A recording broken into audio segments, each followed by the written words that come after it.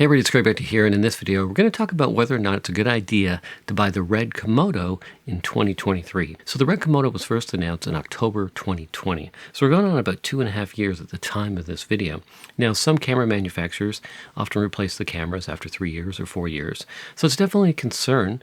Now I've checked some rumors on the internet. I don't see any rumors of a replacement. And in fact, the software after 2.5 years is still in beta. So they're still kind of working on tweaking out the autofocus and some features. So I don't think that it's going to be replaced, say, October 2023. If you're a Sony shooter like I am, I have a Sony a7S III.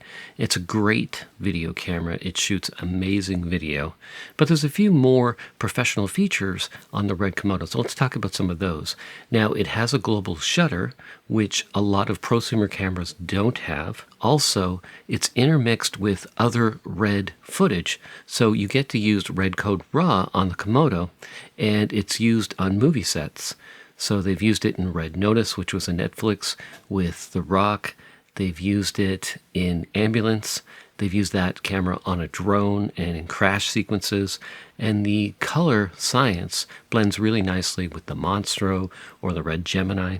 So if you're interested in red color science, then definitely that's an entry into the whole Red ecosystem. So that's really what has me interested. And also the form factor is interesting.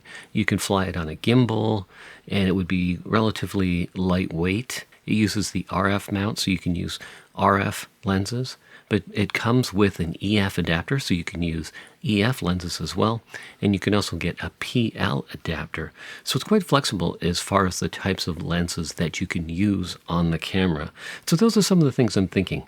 Getting into the Red ecosystem, doing the color grading with the Red Code RAW, and it sort of has piqued my interest, so I'm kind of looking at that. Keep an eye out for a Red Komodo video coming out soon, and we'll go through a whole series on Red cameras. If that interests you, make sure you hit the subscribe button, and also if you found any of this discussion helpful, hit that like button.